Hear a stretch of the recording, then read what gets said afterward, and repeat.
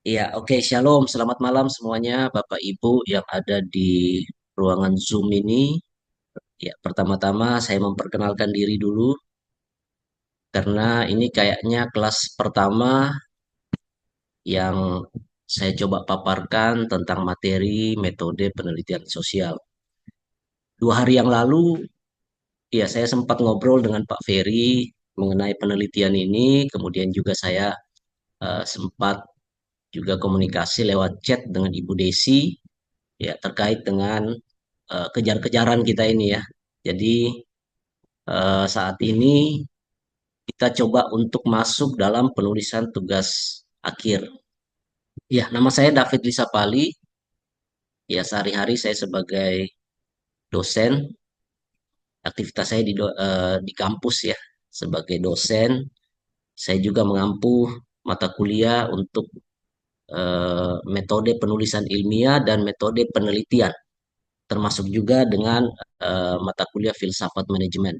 Ya, basic saya memang manajemen. Saya dari bidang ekonomi, kemudian konsentrasinya itu di marketing management. Setiap hari, ya aktivitas saya itu beberapa kampus, jadi tidak hanya dalam satu kampus. Jadi seperti saya katakan ke Pak Ferry kemarin, ya saya ada di TU ini juga memang kadang-kadang jadwal saya itu bertabrakan. Ada beberapa kegiatan yang harus saya lakukan, tapi ya bersamaan juga dengan di TU ini. Kalau di sini kayaknya ada beberapa yang letting-letting saya di BBCO, ya kebetulan saya alumni juga dari BBCO angkatan kedua. Jadi di sini banyak juga ini BBCO alumni. Ya, jadi teman-teman dari BBCO kemarin itu kan kelas afiliasi untuk masuk di TU. Jadi saya juga mendaftar masuk di DTU. Itu juga karena Pak Ferry, ya senior di situ ya. Pak Dwi ini kayaknya seangkatan dengan saya nih ya, di angkatan kedua kayaknya ya. Ya, jadi ada beberapa juga Pak Indra kalau nggak salah itu ya Pak Indra, terus Ibu Magdalena, ya kami dari angkatan kedua. Nah, di angkatan kedua ini memang kita ini agak spesifik karena kalau nggak salah di angkatan pertama di BPCO itu tidak ada mengharuskan kami ini untuk menulis tugas akhir. Tetapi begitu masuk di angkatan kedua itu langsung dikejar dengan penulisan tugas akhir. Nah, kalang kabut juga pada saat itu karena banyak mahasiswa yang tidak siap, kemudian beragam beragam pemikiran lah di dalamnya. Jadi kadang-kadang ya susah juga untuk menyelaraskan karena saya ingat sekali waktu yang mengampu mata kuliah untuk pendampingan tugas akhir itu ada 2 ibu. Ya, dengan standar baku juga, ya susah juga diikutin karena banyak juga mahasiswa BBCO pada saat itu yang ngeblank juga di situ. Saya nggak tahu apakah semuanya menulis tugas akhir dari 130-an itu atau enggak, saya juga nggak tahu. Ibu Magda yang lebih tahu ya. Nah, saat ini kita di TU juga dikejar untuk penulisan tugas akhir.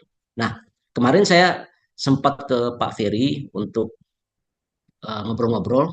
Kebetulan kalau kita basicnya kerohanian, teologi itu masuk dalam rumpun besar ilmu sosial. Jadi dia serumpun dengan ilmu ekonomi maupun manajemen. Jadi tekniknya sama. Itu. Jadi saya coba untuk memaparkan dulu di sini tentang struktur penulisan ilmiah, penelitian sosial ini. Kemudian mungkin kita bisa diskusi sebentar terkait dengan hal-hal ini, karena metode pendekatan penelitian itu ada 2 macam. Ada yang kualitatif, ada juga yang kuantitatif, gitu ya. Nah, kemarin juga sempat ada perbincangan dengan Pak Jos, ya, Pak Jos Sudarman. Nah, ini juga mahasiswa saya lihat banyak yang masih agak campur aduk gitu antara kualitatif dengan kuantitatif. Nah, ini sebenarnya tidak tidak bisa dicampur karena ada juga metode tersendiri yang namanya mixed method. Kalau nggak salah pernah juga ada chat dari Pak Ferry itu yang di grup tentang mixed method ini. Ya, itu ada ranahnya tersendiri. Tetapi kalau masuk ke arah situ mungkin agak lebih ribet lagi. Jadi lebih bagus kita langsung pisah dua gitu. Apakah mau mengambil yang kualitatif atau kuantitatif? Nah, sebentar nanti kita coba untuk masuk satu-satu. Nah, pemaparan saya hari ini itu saya rujukan utamanya adalah di bukunya Uma Sekaran dan Donald Cooper. Ya, jadi memang basic saya kan manajemen, jadi ilmu bisnis. Jadi saya memakai itu adalah pendekatan-pendekatan research yang berbasis bisnis. Tetapi kurang lebih sama lah kalau untuk pendekatan penelitiannya. Jadi tarikannya ini sama. Ya, jadi dua buku ini, walaupun nanti terakhir ada saya menambahkan juga dengan metode analisis Miles and Huberman itu untuk kualitatif. Jadi di sini ada yang kuantitatif dan juga ada yang kualitatif.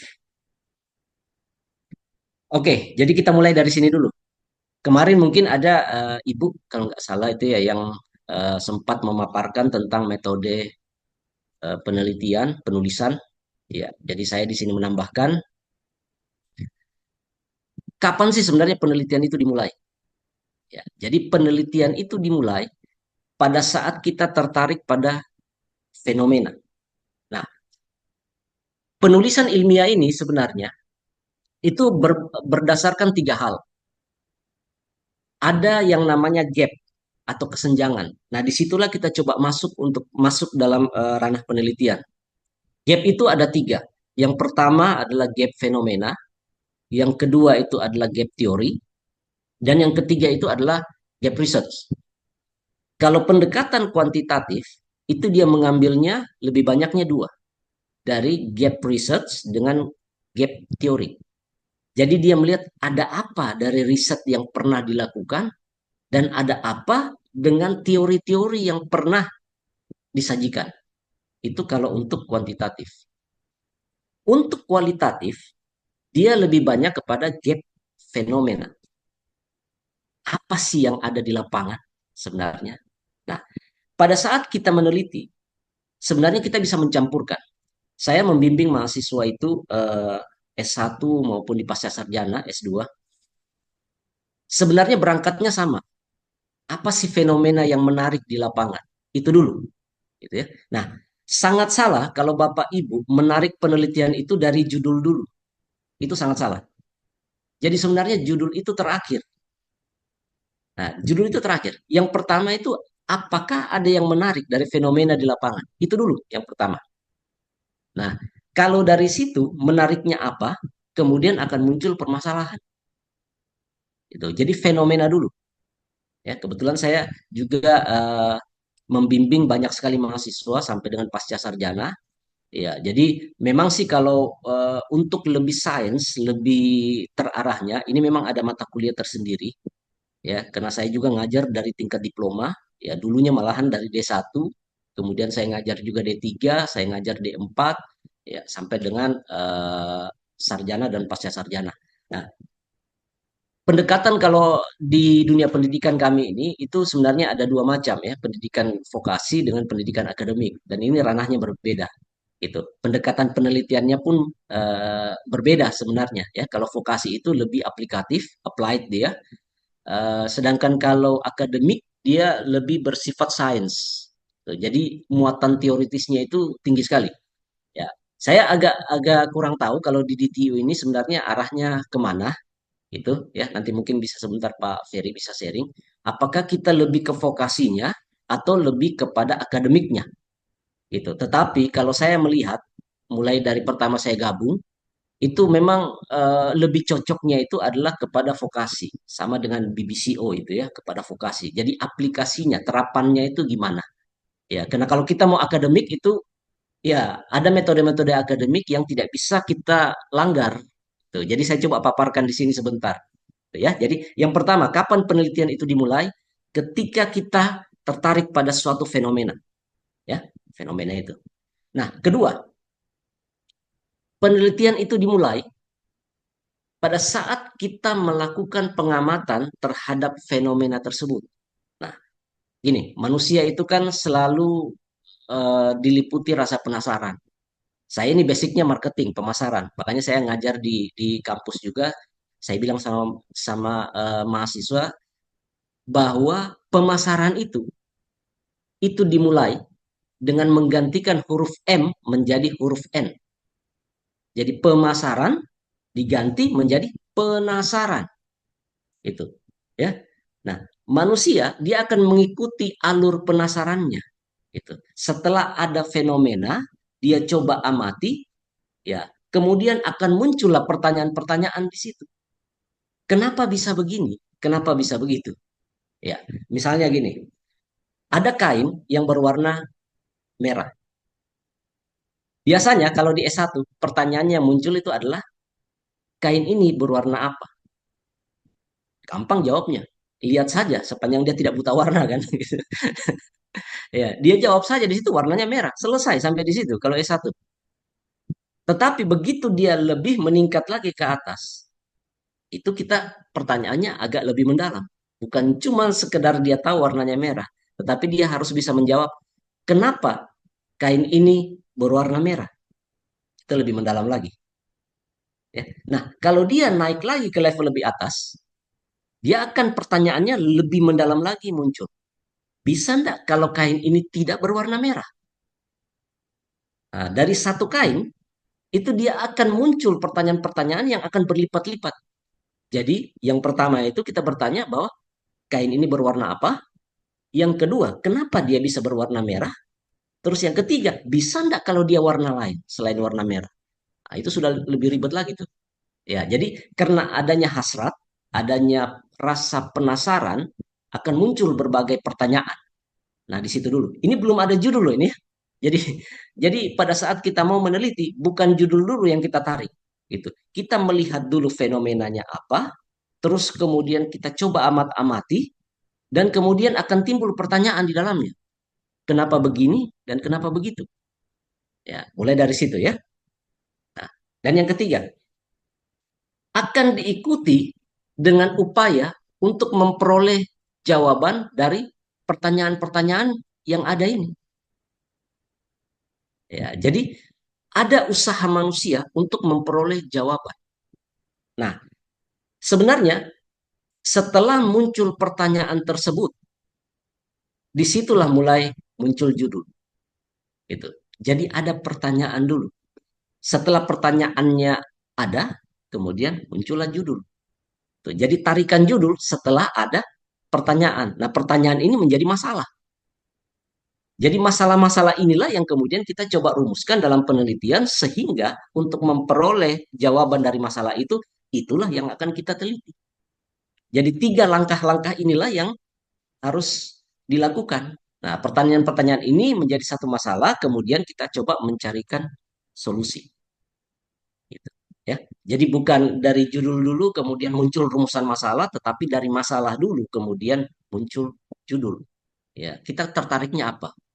Ya, jadi eh, pendekatan kualitatif dan kuantitatif itu perbedaannya adalah kalau di kualitatif itu dia memang lebih meluas. Nanti sebentar kita coba lihat itu seperti piramida terbalik ini. Ya.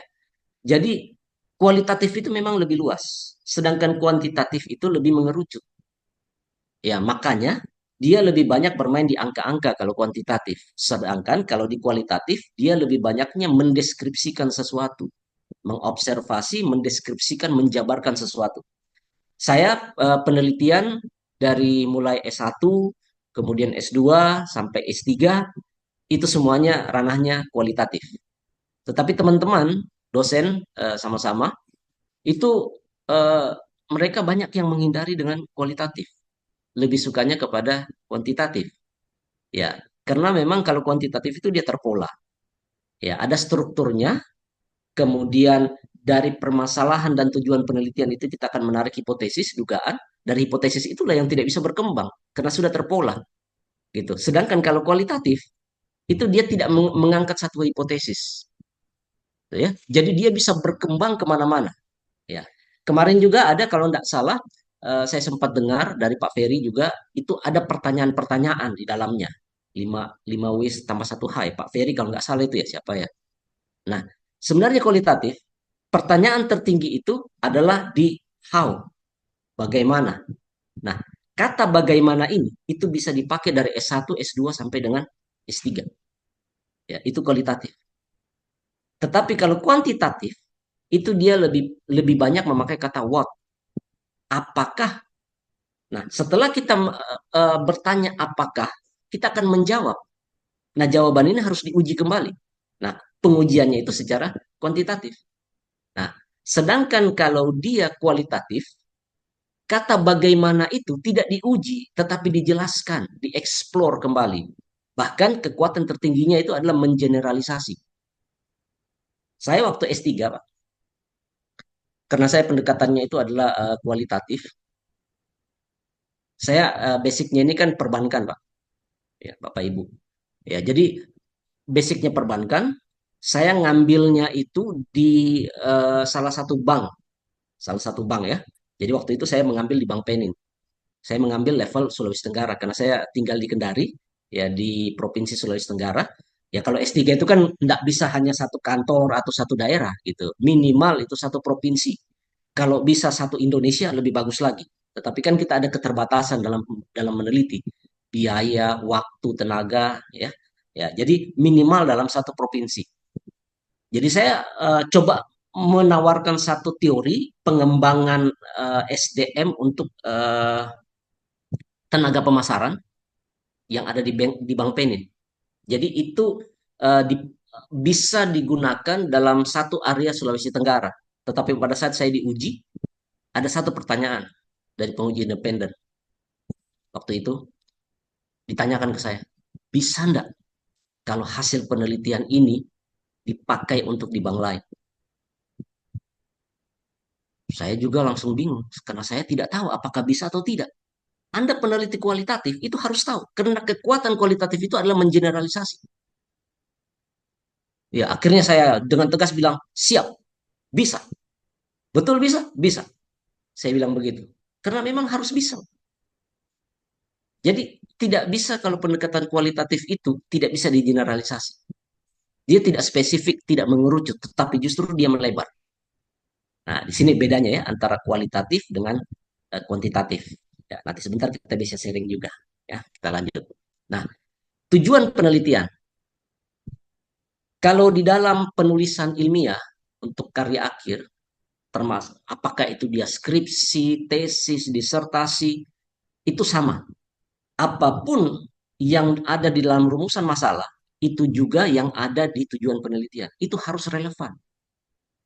Kalau kita bertanya bagaimana cara orang berjalan, tujuan penelitiannya juga itu harus kita merefleksikan juga bahwa kita ingin mengetahui orang itu berjalan.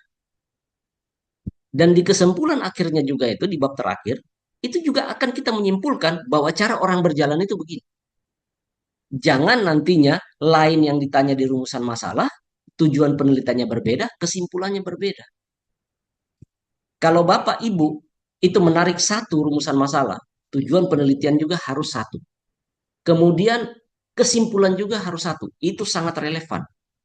Itu tidak bisa rumusan masalah satu, tujuan penelitiannya dua.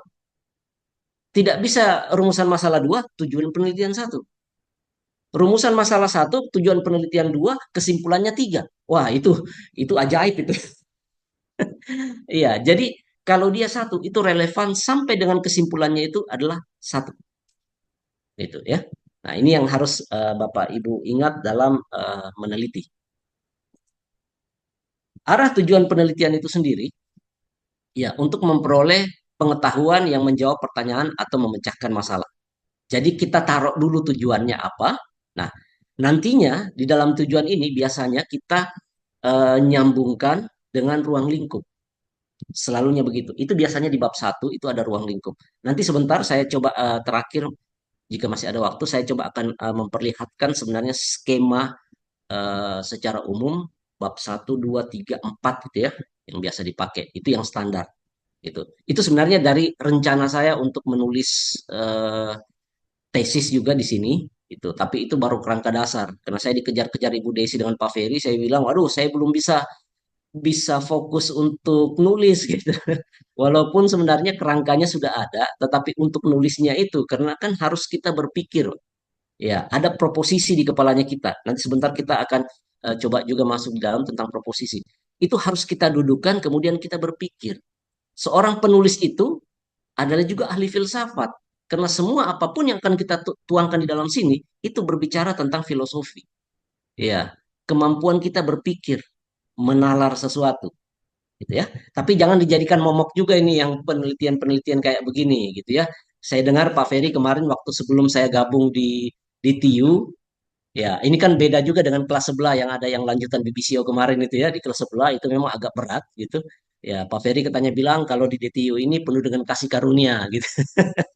Ya, jadi artinya ya kita ini di sini banyak kebijakan, banyak dimudahkan. Ingat dimudahkan ya, bukan digampangkan gitu. Menggampangkan dengan memudahkan itu berbeda gitu ya. Jadi saya selalu katakan ke mahasiswa kalau berurusan dengan saya juga sebagai dosennya itu saya banyak mudahkan, tapi tidak menggampangkan. Ya, kalau kita cari definisi gampang dengan mudah dalam kamus besar itu sama, tetapi penerapannya berbeda. Ya, jadi kalau dia menggampangkan dengan memudahkan itu berbeda maknanya itu ya. Gitu. Jadi di sini dimudahkan, banyak kasih karunia di sini Pak Ferry. Ya, jadi jangan jadi momok lah ini. Anggaplah kita dalam menulis ini memang sambil belajar, kemudian juga kita menuangkan pola pikir kita coba berfilosofi sedikit gitu, menjadi ahli filsafat sedikit yang kecil-kecil gitu ya. Ya, jadi inilah tujuan penelitian. Kita bertanya dan memecahkan masalah. Ya, problem solvingnya di situ dalam bentuk tulisan. Nah, kita coba lihat sedikit. Karena yang namanya kalau kita kuliah, kita sekolah, itu pasti berhubungan dengan ilmu. Ya, saya coba memflashback dulu sedikit. Saya dulu waktu pertama sekali mendaftar S3, waktu lanjut S3, kebetulan salah satu profesor yang menguji saya untuk wawancara, interview pada saat itu bertanya ke saya, yang mana duluan ada, ilmu atau teori? Saya dengan lantang menjawab, yang ada duluan ilmu. Nah, kira-kira gimana? Dan ternyata saya salah. Iya, yang ada itu adalah duluan teori. Jadi kita meneliti itu sebenarnya menciptakan teori-teori kecil, bukan ilmu. Kalau teori-teori itu sudah dipatenkan dan kemudian banyak yang mengadopsi teori-teori itu bisa menjadi satu kaidah ilmu. Itu. Jadi yang duluan ada itu adalah teori. Penelitian yang kita lakukan semuanya itu adalah teori-teori kecil. Karena nantinya biasanya dari penelitian kita itu akan ada yang kalau biasa yang apa namanya dalam perguruan tinggi itu kan ada ketentuan untuk mempublish, menjurnalkan gitu ya. Jadi kita publish penelitian kita, kemudian orang bisa membaca itu. Terus kemudian nanti mereka akan melihat ada yang namanya future research. Kita akan mengantarkan orang itu untuk merujuk penelitiannya kita.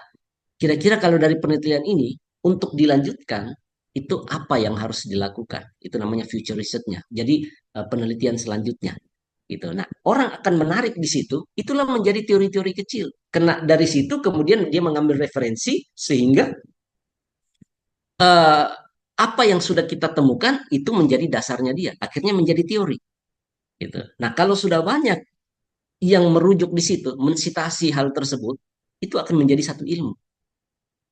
Nah, kalau kekuatan di S3 sebenarnya itu adalah keterbaruan, menemukan sesuatu. Ya, kita tidak bisa menjadi seorang dokter kalau di perguruan tinggi seperti akademik itu tidak akan bisa menjadi seorang dokter kalau tidak menemukan sesuatu. Ya, nah sekarang pertanyaannya adalah apa sih yang tidak pernah ditemukan sampai sekarang? Hal apa? Saya rasa itu susah sekali untuk dijawab. Saya seperti di ilmu manajemen. Apa sih dalam manajemen itu yang kira-kira yang belum ada? Sekian ribu tahun itu manajemen, bukan jutaan tahun yang lalu. Ya, dari mulai manusia ada ilmu manajemen itu sebenarnya sudah ada, walaupun tidak secara formal. Sampai hari ini, itu apa sih yang tidak ada dalam manajemen? Semuanya sudah ada. Kita mau meneliti apapun juga ada. Apalagi dengan internet yang luar biasa seperti sekarang ini, orang informasi yang tidak terbatas. Ya, kita cari apapun juga di Google itu semuanya ada. Jadinya kita stres kan. Nah, makanya biasanya kalau dalam S3 itu keterbaruan itu adalah sedikit merekayasa, mengkonstruk sesuatu yang sudah ada, gitu ya.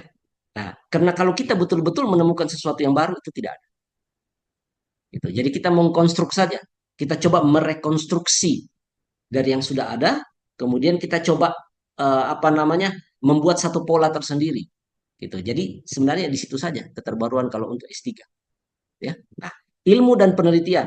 Jadi ilmu ini memang terjadi karena akumulasi pengetahuan. Nah, kalau dalam ilmu ini ada sesuatu yang bersifat kausalitas, ya, jadi mempengaruhi, ya, sebab akibat, dan ada juga korelasi yang berhubungan, gitu. Jadi biasanya dalam kuantitatif itu biasanya diambil judul-judul seperti misalnya pengaruh apa terhadap apa. Nah, pengaruh-pengaruh ini itu yang bicara tentang kausalitas, sebab akibat. Jadi akibatnya ini disebabkan oleh ini. Makanya ada pengaruh X terhadap Y biasanya, X terhadap Y. Jadi tersusun secara sistematik, logik, ya. Logik itu maksudnya bisa diterima akal gitu ya. Terus ada metode tertentu dan ditemukan secara empirik.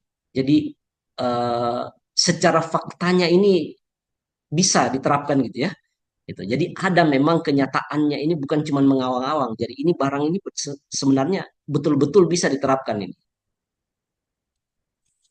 Oke, nah di sini kalau kita melihat hubungan penelitian dan ilmu, ya penelitian itu pastinya akan menjadi ilmu. Karena penelitian ini akan melahirkan teori dan teori inilah yang kemudian bisa diadopsi menjadi ilmu. Nah, ilmu ini akan menjadi satu kebenaran. Ingat, kebenaran secara ilmiah itu kebenaran yang sifatnya relatif. Tidak ada kebenaran secara sains itu yang absolut. Sebuah skripsi, sebuah tesis atau sebuah disertasi akan diterima sebagai kebenaran pada saat pengujinya mengatakan sudah cukup.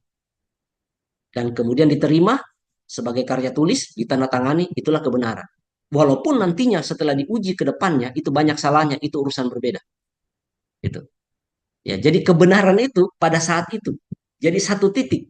Gitu.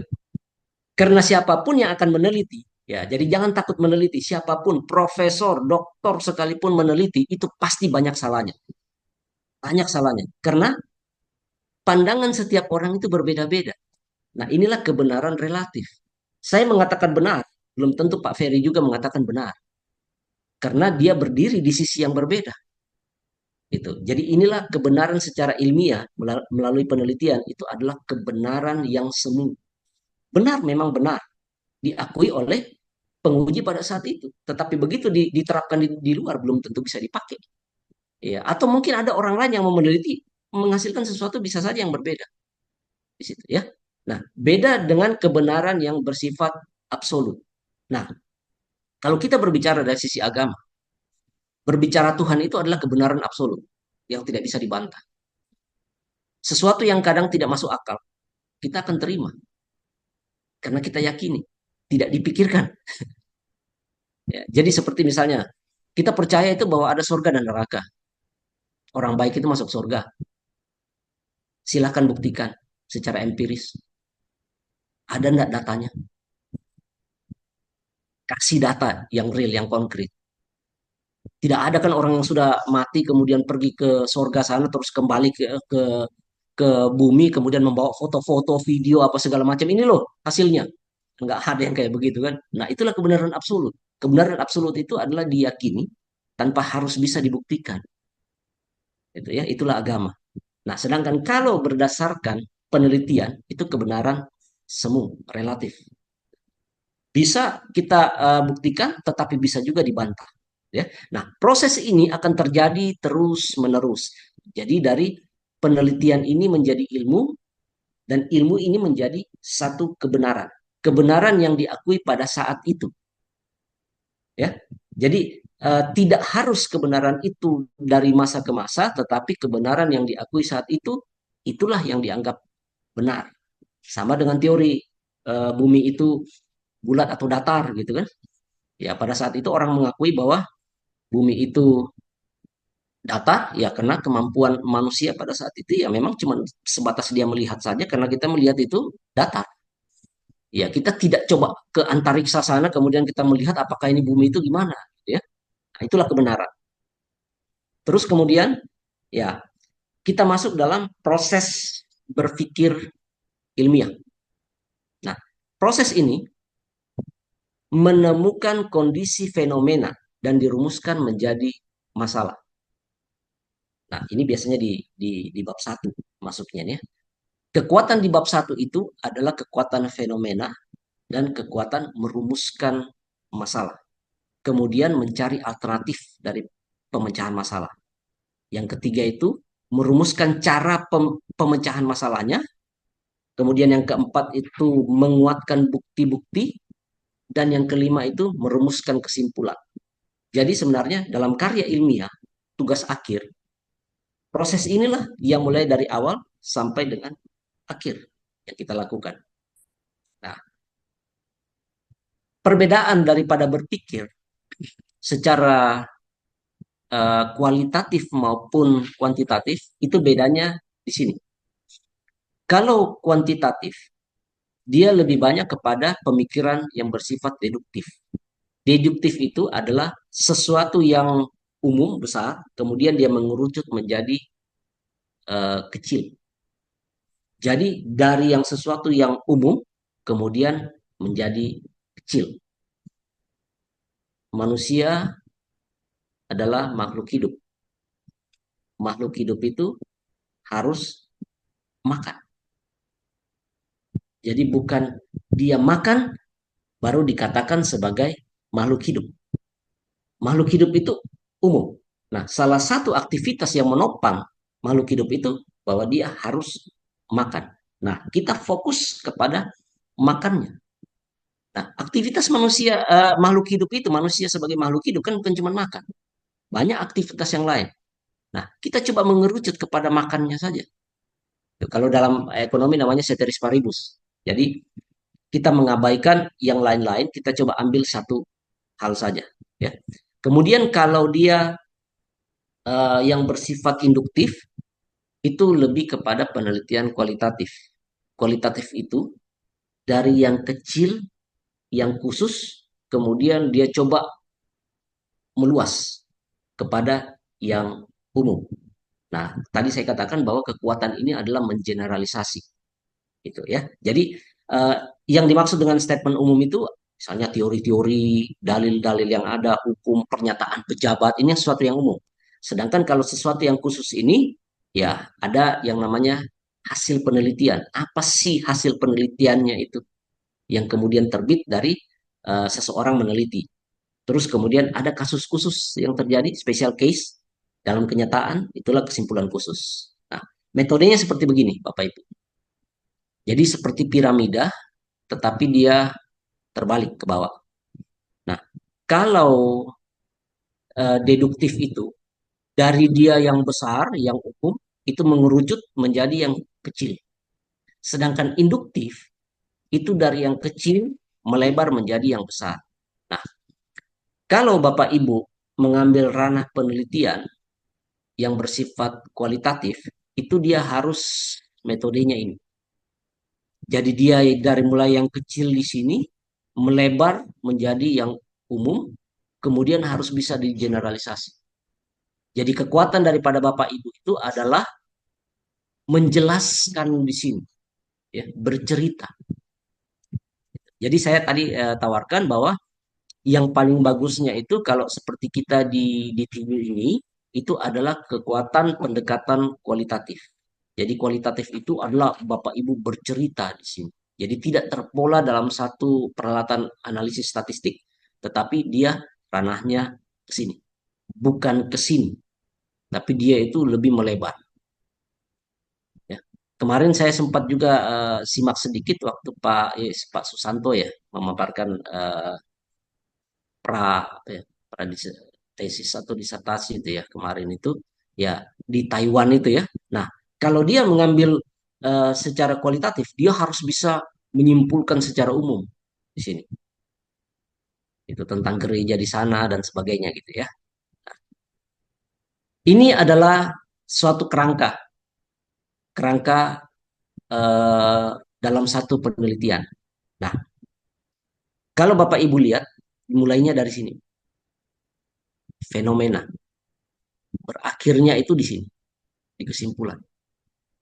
Dari mulai fenomena ini sampai di kesimpulan, ini menjadi satu skripsi, menjadi satu tesis, dan juga menjadi satu disertasi.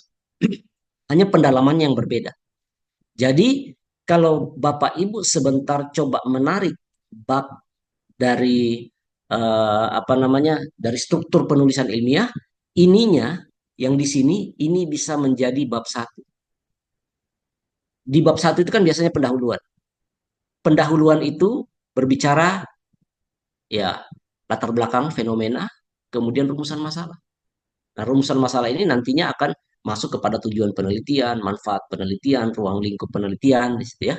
Nah, ini di bab satu semua. Kemudian nantinya masuk ke bab 2 itu di sini. Jadi ini adalah kajian teoritis. Jadi ada literatur-literatur, terus kemudian teori-teorinya siapa yang kita ngambil, ini menjadi bab 2. Jadi ini bab satunya, ini menjadi bab 2. Kemudian di sini, ini menjadi bab 3. Ya, ini metode penelitiannya sudah di sini. Kita menguji fakta-fakta, metode apa yang kita lakukan, mungkin harus ada kita menguji, terus ada alat analisis apa yang kita pakai. Ini adalah bab 3. Ya. Nah, dari bab 2 tadi teori-teori dan literatur itu akan masuk kepada mengangkat hipotesis. Sebentar kita akan lebih lihat lagi hipotesis. Sedangkan uji fakta ini dengan metode-metode ini akan menimbulkan hasil dan pembahasan. Ini di bab 4. Ya. Nah, hasil ini harus bisa menjawab hipotesis. Nah, hipotesis itu apa, Pak? Hipotesis itu adalah jawaban sementara, dugaan sementara. Jadi sebelum Bapak Ibu menarik apa namanya hasil, membahas hasil di sini harus ada hipotesis. Misalnya, kalau saya ambil dari sisi SDM ya, pengaruh, misalnya contoh judul ini ya, pengaruh kompensasi terhadap kinerja. Ya, nah kita hipotesiskan, kita dalilkan apa di sini? Ini kan dugaan sementara. Berarti kita harus berpikir bahwa kalau orang diberikan kompensasi bagus, kinerjanya orang bekerja itu baik gitu. Nah, ini kita hipotesiskan gitu. Karena kerangka umum berpikir kan begitu. Kalau saya dibayar tinggi kan pastinya ya saya akan bekerja lebih lebih giat lagi kan kayak gitu. Nah, setelah kita mengambil hipotesis ini berdasarkan proposisi ya berdasarkan kerangka pemikiran kita umum, setelah ada teori-teori mendukung dan sebagainya, barulah kita nantinya akan coba melihat di objek penelitiannya kita, lokusnya kita yang kita ambil di situ, apa yang terjawabnya di situ. Apakah dia mendukung hipotesis ataukah dia menolak? Nah, makanya hipotesis ini ada yang namanya H0 dengan HA. H0 itu mengatakan bahwa tidak ada pengaruh, HA itu bahwa ada pengaruh ya. Itu H alternatif HA itu. Itu kalau dalam statistiknya. Jadi ini bab satu, ini bab 2 sampai hipotesis, ini bab 3 ya, uji fakta, bab 4 itu hasil dan pembahasan dan yang terakhir itu adalah bab 5 kesimpulan dan biasanya dinyambungkan dengan kesimpulan dan saran. Gitu, ya. Jadi kesimpulan inilah yang terakhirnya. Nah, kesimpulan ini harusnya bisa juga kembali ke fenomena. Fenomena ini dengan kesimpulan penelitian ini nyambung tidak? Ya. Nah, makanya saya katakan tadi, kalau kita menarik rumusan masalah, apapun masalah misalnya, bagaimana cara orang berjalan, hasil kesimpulannya ini harus menjawab juga cara orang berjalan adalah bla bla bla. Itu saja. Jangan melebar lagi. Cara berlari, kita tidak mengambil masalah untuk cara berlari, cara merangkak, cara ngesot, gitu ya. Kita tidak mengambil di situ. Yang kita lihat di sini hanya untuk cara berjalan.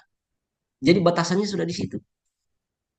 Ya, ini proses penelitian alurnya secara umum. Nah, permasalahan ini kalau kita inti daripada kekuatan penelitian itu dari tadi saya katakan bahwa itu adalah menyusun rumusan masalah. masalah itu mulai dari fenomena.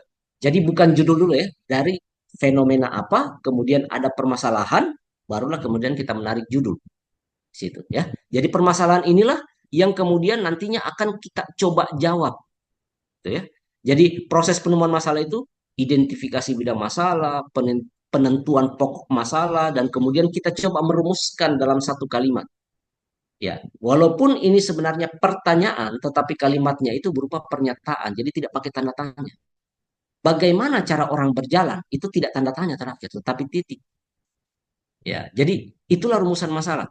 Pertanyaan yang ditulis dalam bentuk pernyataan, gitu ya. Itu permasalahan.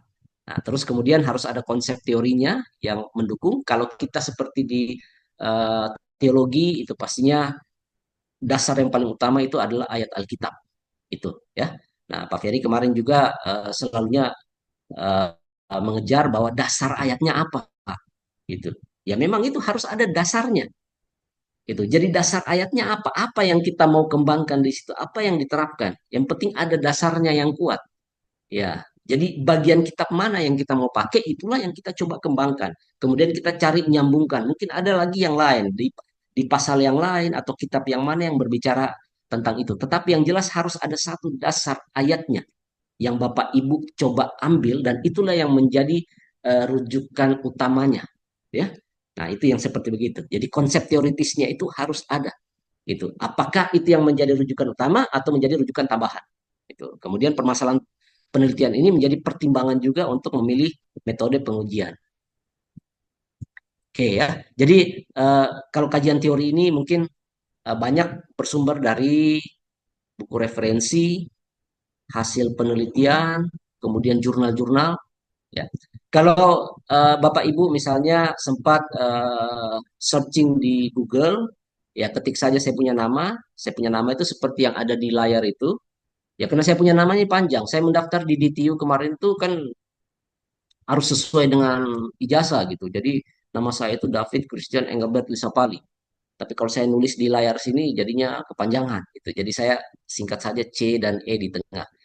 Nah, kalau Bapak ketik saja saya punya nama seperti ini, ya silakan cari di Google itu banyak saya punya jurnal-jurnal penelitian yang terpublish. Baik itu jurnal nasional maupun jurnal internasional. Tetapi yang lebih banyaknya itu adalah yang internasional. Ya, karena kenapa internasional supaya lebih banyak bisa dibaca orang. Kalau saya pakai jurnal nasional yang berbahasa Indonesia, hanya orang Indonesia yang bisa baca gitu. Tapi kalau yang pakai jurnal internasional, ya apalagi kalau yang terindeks seperti Scopus atau Copernicus seperti begitu, itu yang lebih referensi rujukan utama gitu ya untuk dipakai orang gitu. Ya, termasuk juga saya punya buku juga ada beberapa yang saya sudah publish di Google Books. Ya, jadi silakan bisa dicari untuk referensi. Tapi memang pendekatannya itu di bidang pendidikan dan manajemen gitu, termasuk juga perbankan karena basic saya itu adalah perbankan. Ya, ya ini bicara tentang hipotesis. Jadi kalau kita mengangkat hipotesis itu harus bisa diuji, gitu ya. Nah, semua variabel yang ada di dalam penelitian itu harus bisa diuji hubungannya, pengaruhnya. Ada yang uji simultan maupun ada juga yang uji parsial. Gitu. Itu hipotesis. Ujiannya itu ada uji F namanya dengan uji T. Ya, ya nanti mungkin ada yang kurang familiar dengan bahasa-bahasa begitu ya sudahlah kita lewati. Ya, jadi ini memang untuk eh, ranah kuantitatif kayak gini ya. Jadi hipotesis itu dimulai dari proposisi. Jadi eh, kemampuan kita menalar sesuatu. Jadi setelah ada rumusan masalah, ya dari fenomena rumusan masalah, kemudian kita mengangkat satu judul, kemudian nanti kita coba menghipotesiskan. Kita menjawab dulu sebelum meneliti. Berarti orang kalau berjalan itu begini-begini, tapi kita belum meneliti. Nah, setelah kita meneliti, apakah itu akan terjawab atau tidak? Ya, jadi kalau yang bahasa ilmiahnya biasa kalau kita pakai pengaruh, berarti eh, ada pengaruh A dan B gitu. Nah, pengaruhnya juga harus bisa diuji. Pengaruhnya itu pengaruh searah atau dia berlawanan arah, dia positif atau negatif. Nah, itu ada alat uji statistiknya lagi, gitu ya. Nah, ini kalau kita pengujian fakta ini, kalau ambil ranah kuantitatif, itu kita mulai dari sini. Karena kekuatan data itu, biasanya kalau kita eh, memakai sistem survei itu dari orang-orang siapa yang akan kita minta datanya. Ada data primer kan yang langsung kita pada sumbernya atau data sekunder yang sudah terstruktur, sudah disusun oleh orang, tinggal kita comot saja ambil. Nah, kalau data primer itu biasanya yang memakai angket. Kemarin kalau tidak salah Ibu Desi sempat share itu di grup yang untuk ini ya, kuesioner. Ya, jadi itu juga untuk apa namanya mengambil data-data dari hasil jawaban ya. Nah, tapi ingat, kita harus bermain dari sini dulu. Populasinya siapa? Kita mau meneliti sesuatu yang memang kira-kira orang-orangnya di dalam siapa. Dari populasi ini kemudian kita tariklah sampel. Sampel ini kan sebenarnya mewakili ini tanpa harus semua kita ambil. Itu misalnya populasinya itu ada 1.000 orang. Waduh, kalau kita ngambil apa namanya keterangan dari 1.000 orang, kapan selesainya gitu ya? Nah, makanya kita menarik sampel. Nah, sampel ini juga ada teorinya. Misalnya kalau dia sampel besar kita biasanya pakai Slovin ya, kalau kalau dalam penelitian statistik untuk manajemen. Tuh, jadi dari populasi itu berapa persen untuk menjadi sampel di dalamnya. Ya ini kalau bicara tentang populasi. Nanti materi ini juga saya akan kasih ke mungkin Ibu Desi ya, supaya bisa dibaca-baca juga materi ini, supaya bisa dilihat kembali. Siapa tahu kalau di sini kan mungkin agak kecepatan atau gimana, waktunya juga kurang sehingga terlewat begitu saja. Tapi kan ini juga mungkin direkam ya Pak Ferry ya. Ya, jadi bisa diulang kembali nanti untuk dilihat kembali gitu. Ya, betul Pak. Ya, sekaligus juga nanti bisa dibaca-baca karena manusia itu kan biasanya mendengar, melihat dan membaca, Pak. Itu pun juga belum tentu masuk, Pak. Iya. Jadi kalau tidak dilihat, tidak dibaca, tidak didengar, lebih parah lagi tuh, Pak. Sedangkan dilihat, dibaca, didengar saja itu belum tentu masuk. Itulah manusia itu kadang-kadang itu ya. Apalagi kalau sudah umur kepala 40-an, 50-an seperti saya itu ya biasanya atau 60-an itu kadang-kadang susah masuk. Ya, tinggal semangatnya saja kita yang ini, yang apa namanya, yang masih ada gitu. Ya, jadi harus diulang-ulang terus ini ya. Tuh. Nah, kalau pengumpulan data juga memang ada macam-macam. Kita mengambil data bisa melalui observasi, pengamatan langsung di lapangan, bisa juga dengan metode survei, pakai kuesioner, pakai angket. Gitu. Biasanya kalau kita pakai angket yang umum itu yang jamak sekali kita pakai itu adalah dengan menggunakan pertanyaan dengan kita menentukan 5 skala gitu ya, pakai Likert itu. Skala Likertnya itu udah mulai dari sangat tidak setuju sampai dengan sangat setuju gitu ya. Itu. Apakah Pak Ferry orangnya baik gitu kan? 5 ini dipilih. Jadi bukan bertanya sebenarnya, Pak Ferry ini adalah orang baik. Nah, silakan pilih. Sangat setuju, ya setuju, tidak ragu-ragu atau netral, ya tidak setuju atau sangat tidak setuju gitu. Jadi harus dipilih dari 5 ini.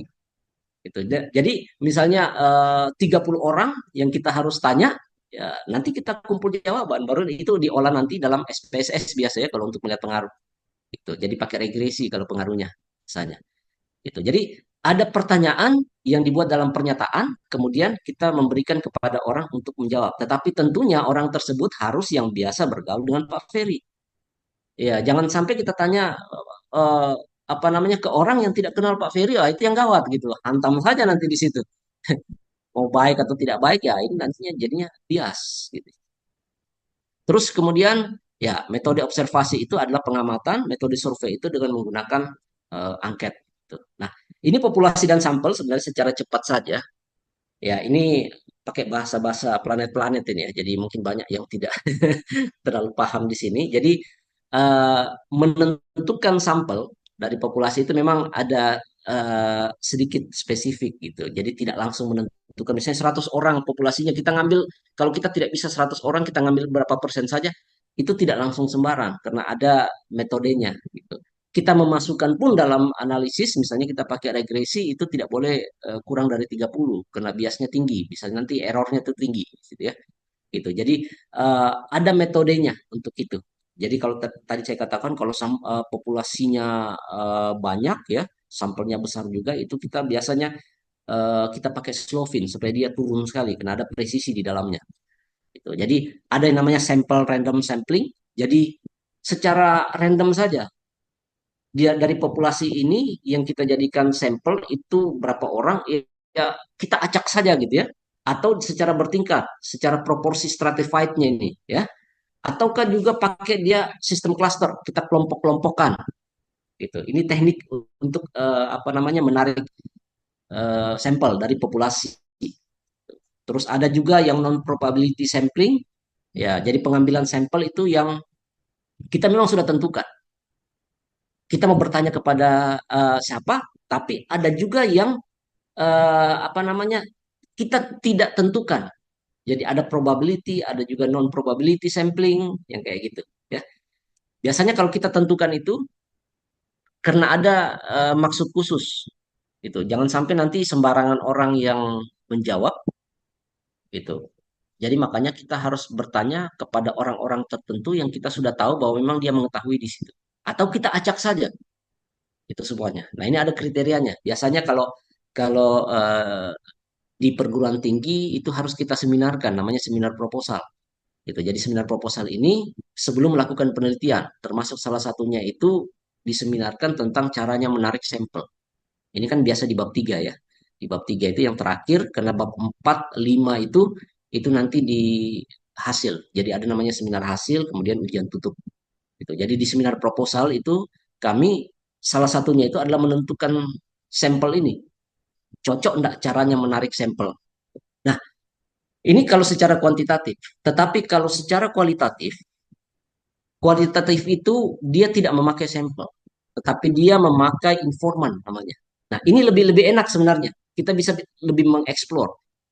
Kalau ketentuan sampel, kalau dalam statistik misalnya kita menguji pengaruh dengan menggunakan regresi, saya katakan tadi itu tidak boleh kurang dari 30. Dia harus minimal 30 ke atas. Kecuali kalau kita menggunakan dengan PLS, itu PLS itu bisa di bawah 30 ya untuk mengolah datanya. Tetapi kalau dia kualitatif, kualitatif itu kita pakai informan. Informannya itu tidak banyak. Mau dua saja atau tiga saja juga bisa. Ya, tidak perlu sampai 30. Tetapi dari dua orang atau tiga orang ini, kita harus melakukan wawancara yang mendalam. Namanya in-depth interview. Gitu, ya. Jadi, yang penting kalau kita mendapatkan sumber informasi itu dari orang yang betul-betul mengetahui apa yang kita mau teliti. Jadi cukup dua atau tiga orang. Tetapi itu pun juga ada kriterianya.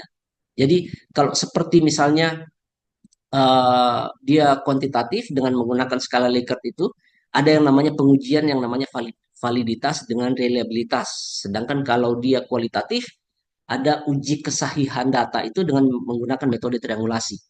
Gitu. Jadi triangulasi itu ada triangulasi sumber, triangulasi waktu, teknik dan sebagainya. Gitu ya. Itu teknik-teknik dalam apa namanya kita coba menarik sampel. Tuh, kemudian dari hasilnya itu, ya, kemudian kita harus uji dulu sebelum kita ambil semuanya, ya. Nah, ini ada beberapa model-modelnya ini, ya. Kayaknya juga kalau saya jelaskan ini mungkin agak bingung juga nanti terakhirnya nih. Ya, ada sampling jenuh juga di sini, Pak. Misalnya keseluruhan dari populasi itu kita jadikan sampel. Itu kalau kita bisa terjangkau. Misalnya populasinya itu ada 100 orang, kita mau ambil juga 100 orang sebagai sampel, ya boleh-boleh saja sepanjang kita mampu gitu. Tapi kalau tidak mungkin kita ambil berapa persen saja. Ya, atau juga snowball sampling ini ya. Jadi dia bergulir seperti bola salju. Kita nanya satu orang, terus orang ini bilang, kayaknya si Anu juga tahu. Kita tanya lagi orang berikutnya. Orang berikutnya dia akan bilang juga, kayaknya si itu juga tahu. Kita tanya lagi begitu. Jadi akhirnya semakin hari semakin membesar. Pertama mungkin cuma dua tiga orang kita bertanya, akhirnya bisa jadi lima, lima menjadi 10 gitu. Karena dia akan berbicara terus. Oh, si ini juga tahu. Kita kejar lagi di situ, gitu ya. Itu namanya snowball sampling. Ya, jadi ini macam-macam sampel. Kalau sebentar ada yang mau ditanya, boleh nanti kita coba kembali ke sini. Ya, nah. Kalau menggunakan analisis juga, ya kalau saya sih lebih cenderung Bapak Ibu mengambil apa namanya pendekatan induktif, gitu ya. Jadi kita tidak mengambil hipotesis lagi sebenarnya, gitu. Tetapi pendekatan induktif ini itu bisa diambil nantinya oleh peneliti selanjutnya dengan mengangkat hipotesis, gitu. Penelitian kualitatif itu tidak menggunakan hipotesis, hanya pendekatan kuantitatif saja. Gitu. Jadi makanya dari pertama saya arahkan bahwa kalau kita tidak mau ribet meneliti, itu kita melakukan pendekatan kualitatif dengan induktif dari yang kecil menjadi yang besar. Jangan deduktif dari yang besar menjadi yang kecil. Ya, karena itu ribet. Karena harus ada populasinya, ada sampelnya, mengangkat hipotesis. Sedangkan kalau dia kualitatif, itu semuanya tidak ada. Gitu ya. Nanti terserah dari Bapak Ibu gimana. Ya, kalau memang mau bercerita di dalam juga, silahkan gitu ya. Termasuk kesimpulan-kesimpulan ini juga. Ya, jadi intinya adalah bahwa kita bermainnya itu semampunya kita. Jadi semampu kita, kita bermain di mana, ya seperti itu modelnya. Atau saya jalan terus ini Pak Ferry atau Pak Dwi atau ada yang mau diselingi dengan ada yang mau bertanya atau gimana? Mungkin diselesaikan materinya, Pak. Maksudnya supaya nanti pertanyaan, karena ini kan kapasitasnya umum, nanti yang Hmm, khusus-khusus aja supaya dipublishnya hanya yang umum aja, Pak. Mungkin demikian, Pak David. Terima kasih. oke. Eh, eh, jadi saya lanjut saja Pak Ferry ya. Boleh, Pak. Saya Ah, persilahkan. iya. Oke, jadi ini kesimpulan, terus kriteria penelitian nanti boleh dibaca sendiri nih ya. Kalau tujuan penelitiannya harus jelas, landasan teorinya juga jelas, hipotesisnya dapat diuji, kemudian data hasilnya juga dipercaya, terus kemudian menarik kesimpulannya juga secara objektif. Nah, kemudian ada variabel-variabel penelitian. Ya, jadi variabel inilah yang sebenarnya yang adanya di judul gitu ya. Kalau di dalam penelitian kualitatif itu lebih banyak namanya atribut penelitian. Kalau variabel itu kepada penelitian yang sifatnya kuantitatif. Jadi contohnya salah satunya itu motivasi. Nah, kalau kita berbicara tentang motivasi, itu harus ada dukungan referensi. Gitu. Jadi referensi apa yang merujuk kepada motivasi, kemudian motivasi ini juga motivasi apa, gitu ya. Jadi ini satu variabel saja itu bisa dikembangkan. Contohnya gini, ini saya ambil dari bukunya Uma Sekaran ini yang tadi. Motivasi yang kita maksud itu adalah motivasi berprestasi. Jadi orang termotivasi berprestasi itu apa yang mempengaruhi di sini? Jadi dia termotivasi berprestasi, tetapi sebenarnya ada yang mempengaruhinya di sini.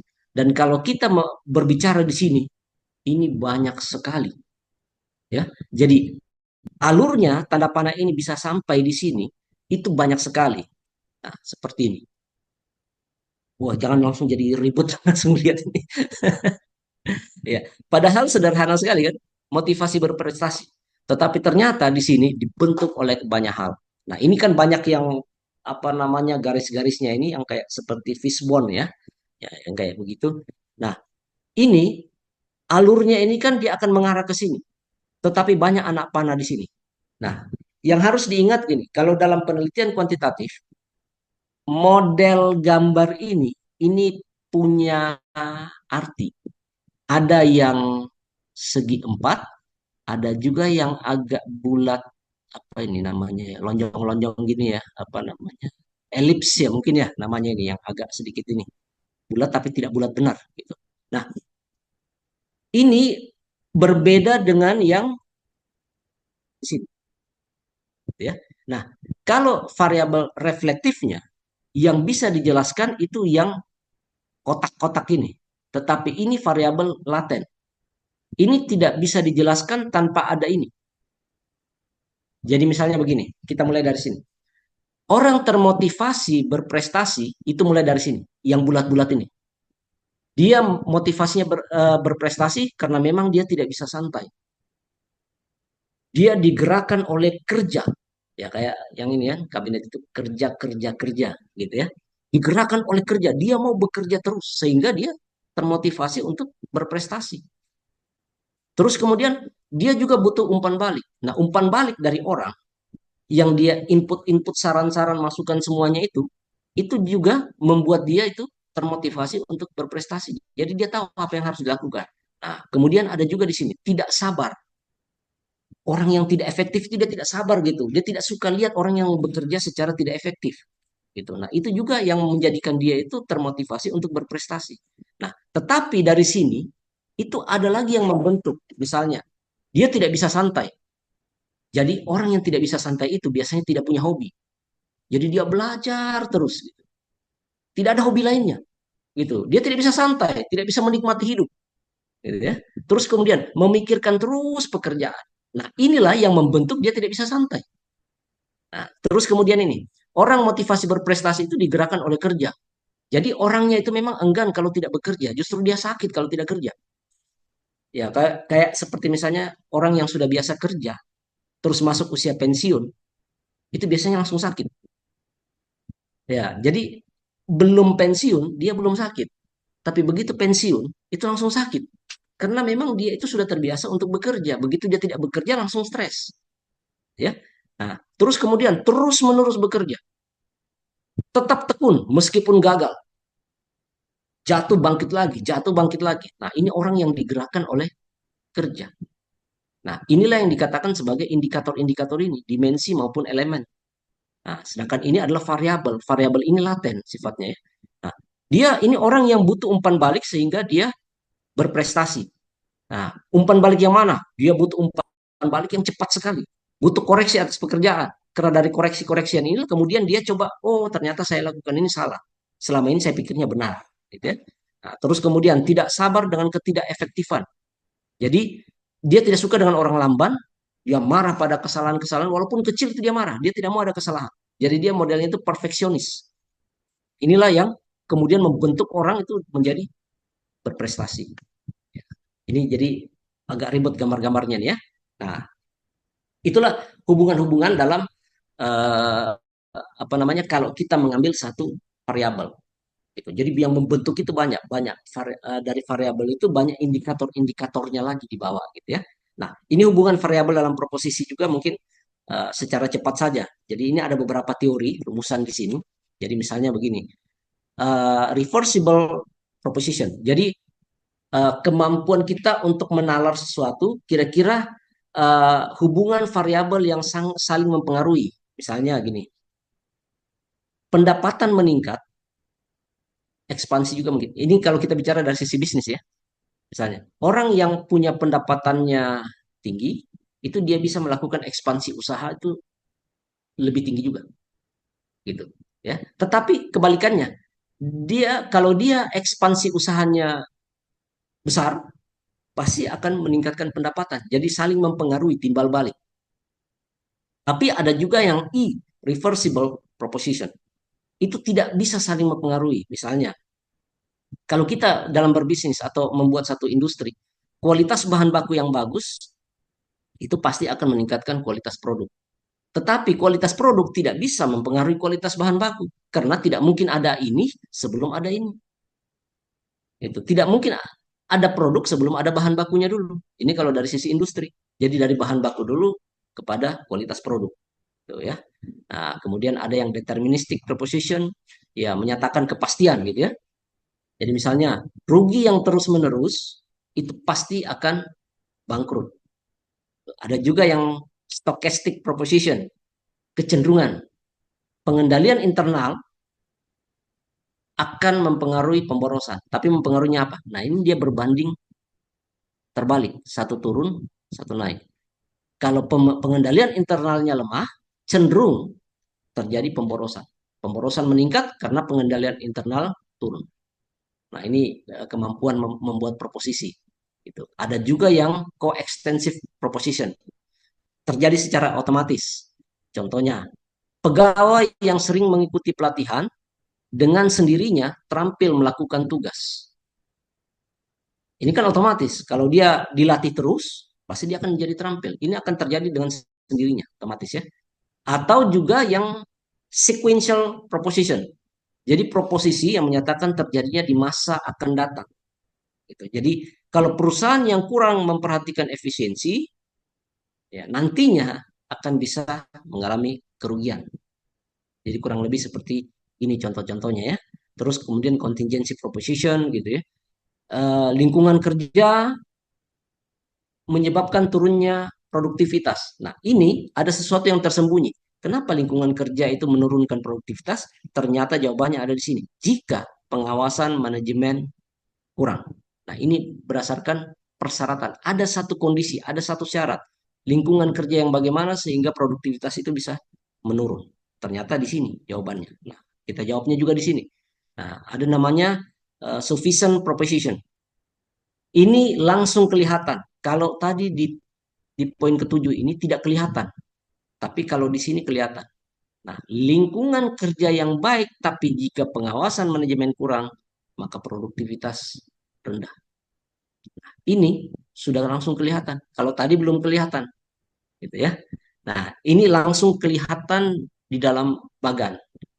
Nah, ada lagi yang namanya necessary proposition. Ini kerangka berpikir loh ini. Gitu. Jadi, proposisi yang menyatakan seharusnya, misalnya harga jual yang rendah seharusnya memiliki daya saing. Ini kalau dalam bisnis ini pemasaran. Ya, orang kan cenderungnya apa namanya? Kalau membeli sesuatu, ini hukum permintaan penawaran ya. Orang cenderung cenderung akan meminta barang atau membeli barang kalau harganya turun, rendah.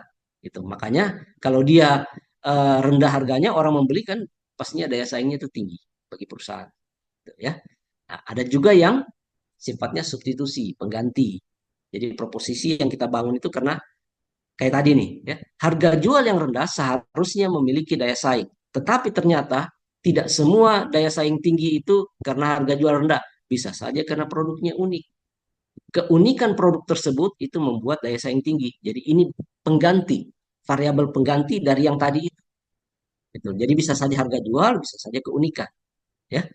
Nah, kalau definisi operasional yang tadi saya katakan eh, ada variabel, variabel laten yang tadi bulat-bulat itu elips-elips, kemudian dibentuk oleh dimensi dan indikator. Ini kalau secara kuantitatif.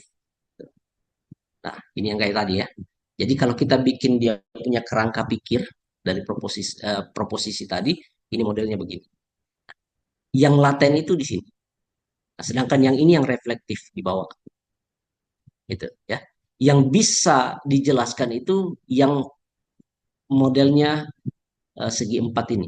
Jadi kalau dalam penelitian, kalau kita memperlihatkan saja bagian ini, kita sudah tahu bahwa inilah variabel, misalnya X-nya di sini, gitu ya. Terus inilah indikator-indikator, misalnya ini X1, ini X11, X12, X13, dan seterusnya. Itu dibentuk oleh semua yang di bawah ini, yang berwarna-berwarna ini. Inilah yang akan menjadikan motivasi berprestasi itu semuanya ini. Jadi di dalam penelitian inilah yang harus dijelaskan. Jadi kalau kita mengangkat tentang motivasi berprestasi, satu penelitian itu semuanya ini kita jelaskan. Jadi satu, dua, tiga, empat, terus di bawahnya ini ada berapa lagi tuh, masing-masing ada lagi. Ini semua yang harus kita jelaskan. Gitu. Jadi akhirnya menjadi satulah penelitian. Gitu. Jadi ini satu penelitian sebenarnya. Tinggal kalau bagan ini bisa dijelaskan, direfleksikan, itu jadi penelitian satu. Ya. Nah, itu kalau untuk ranahnya eh, kuantitatif. Tetapi sekali lagi saya katakan, ini saya kasih perbandingan saja. Kita juga bisa memakai penelitian yang sifatnya kualitatif. Nah, kualitatif itu saya ambil gambarnya ini juga dari internet sebenarnya. Ada model analisis Miles and Huberman. Boleh Bapak Ibu browsing sendiri di internet apa itu analisis interaktif. Ini lebih sederhana Bapak Ibu kalau mau ambil secara kualitatif. Jadi mulainya dari Bapak Ibu bagaimana mengumpulkan data. Nah, data-data ini kemudian coba Bapak Ibu pilah-pilah, direduksi. Yang mana yang Bapak Ibu mau pakai, yang mana harus dibuang. Kemudian dibuatlah penyajian data ini, disajikan, dibahas, kemudian terakhir itu menarik kesimpulan. Ini yang agak lebih gampang kalau di kualitatif sebenarnya. Kalau tadi itu agak ribet kalau mau pakai kuantitatif. Tapi kalau kualitatif itu pakainya di sini. Nah, Miles and Huberman ini lagi ngetren juga di kampus-kampus sebenarnya. Dari awal tahun 2000-an ini itu sudah banyak sekali mengambil kalau untuk yang penelitian kualitatif. Dari S1, S2 sampai S3 pun juga ini memakai model interaktif ini, Miles and Huberman. Gitu. Jadi alurnya seperti begini. Tetapi eh, semuanya itu harus ada dijabarkan dari setiap bab yang ada gitu ya. Nah, kalau apa namanya dari model-model ini juga saya coba lihat lagi ini ya. Saya stop share dulu.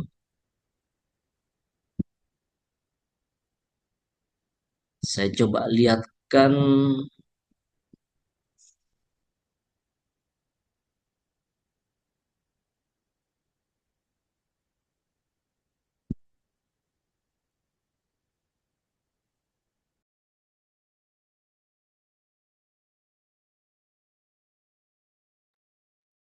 ya.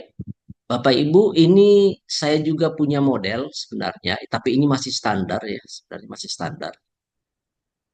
Jadi eh, ini saya coba membuat.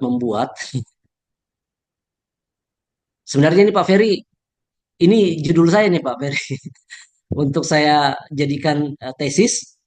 Ya, tapi saya belum belum garap secara detail. Jadi judulnya ini, jadi saya paparkan di sini itu contohnya saja gitu ya. Jadi ini masih kerangka dasarnya ini. Jadi Akhirnya judul keluar saya itu juga ya, Pak. ya. Akhirnya keluar juga nih. Ditunggu-tunggu. Saya sengaja simpan-simpan ini Pak Ferry. Cuman karena apa namanya saya ngambil contoh di sini, jadi ya saya paparkan saja ini. Walaupun ini belum jadi sebenarnya, tapi judul ini sebenarnya ada. Kenapa saya mengangkat peran gereja gereja Protestan di Sulawesi Tenggara dalam pelayanan misi? Karena gereja Protestan di Sulawesi Tenggara, GEP Sultra, kebetulan saya juga dari gereja GEP Sultra di Sulawesi Tenggara. eh, Gereja ini, GEP Sultra ini memang sebagai gereja terbesar. Di Sulawesi Tenggara ini terdiri dari banyak apa namanya suku di Sulawesi Tenggara ini, kemudian banyak yang masih belum terjamah gitu. Nah, di mana peran GEP Sultra ini sebenarnya dalam pelayanan misi gitu. Jadi dia sebagai tanggung jawab lah ini karena ini kan sinode terbesar di Sulawesi Tenggara gitu. Kemudian bagaimana dia menjangkau. Kalau dia tidak bisa menjangkau, tidak mungkin yang lain-lain. Karena ini kan sinodenya itu memang pusatnya di Sulawesi Tenggara.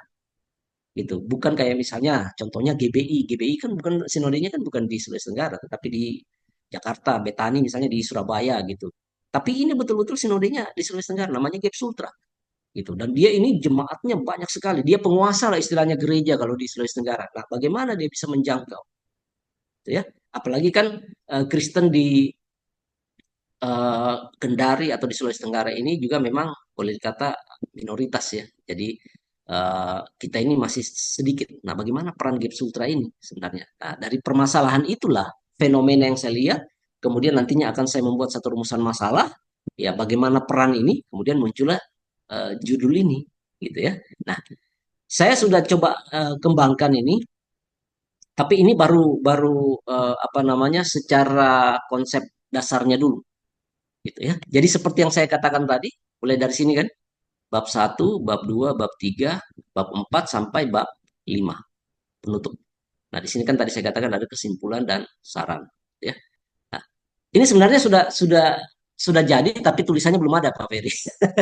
Jadi baru baru tertulis di sini. Ini halaman-halamannya ini saya bikin-bikin sendiri, Pak.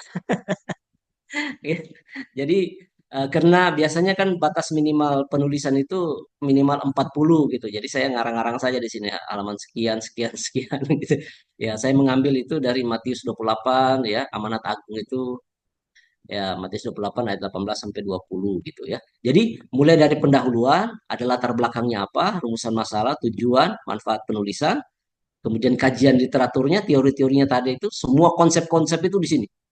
Terus metode penelitiannya ini analisis datanya ini termasuk kalau kita mau pakai populasi atau mungkin juga kita mau pakai wawancara di sini semua. Terus kemudian kita masuk ke dalam pembahasan. Nah, pembahasannya itu di sini semua sampai dengan penutup, kesimpulan dan saran. Jadi ingat kalau kita mengambil rumusan masalah ini itu harus sama persis dengan di kesimpulan. Jangan rumusan masalahnya ke kiri, kesimpulannya ke kanan. Rumusan masalah kita ngangkat satu, kesimpulannya lima. Itu tidak boleh. Gitu. Jadi harus konsisten. Rumusan masalah satu, kesimpulannya juga satu. Jadi kurang lebih seperti ini. Itu pun juga saya masih akan kembangkan karena kajian literaturnya juga ini masalah gereja harusnya nih. Jadi literaturnya juga harus ditambah lagi. Terus kemudian ada di bab 2 ini juga ada sebenarnya kerangka pemikiran. Jadi ada model kerangka, alurnya semua ini itu harus dalam satu model yang namanya kerangka pikir, gitu ya.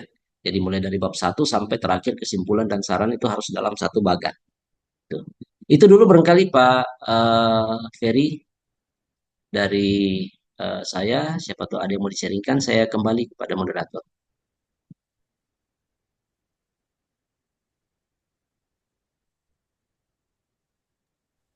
Terima kasih Pak David. Selanjutnya buat teman-teman, jika ada yang ingin bertanya, boleh raise hand terlebih dahulu. Oke, Pak Ferry sendiri. Yang persilakan Pak. Ya, terima kasih buat waktunya Bu Desi. Bapak Ibu yang dikasih Tuhan, saya memberikan apresiasi yang luar biasa hari ini kepada Bapak, kalau saya boleh bilang Pak Profesor Dr. David ya, dan juga yang kemarin itu kita sudah juga mendapatkan masukan dari Ibu Dr. Familia Novita Simajuntak. Bapak Ibu yang dikasih Tuhan, sebenarnya di dalam DTU ini, kembali saya menegaskan kepada Bapak Ibu sekalian bahwa DTU ini mungkin kalau di Indonesia disebut vokasi. Ya, saya sudah tekankan dan eh, itu apa yang dipaparkan Pak David tadi di depan, bahwa di DTU ini adalah vokasi dan lebih mengutamakan praktek di lapangan. Jadi kita mempermudah ya Bapak Ibu ya. Kita berusaha memudahkan, kita berusaha membantu Bapak Ibu untuk menggapai apa yang diharapkan Bapak Ibu dapat gapai. Jadi pemaparan dari Ibu Dokter Familia dan Bapak Profesor Dr. David hari ini, saya harap tidak membuat momok bagi Bapak Ibu sekalian bahwa too hires untuk di apa ya terlalu tinggi untuk dicapai, tetapi biarlah keterangan-keterangan yang dapat kami sampaikan kepada Bapak Ibu membuat Bapak Ibu itu dapat lebih terang step by stepnya. Dan jangan takut Bapak Ibu karena banyak sekali Bapak Ibu yang di DTU kaget-kaget. Wah ternyata tugas akhirnya gitu ya Pak David ya. Susah sekali atau bagaimana? Tidak Bapak Ibu.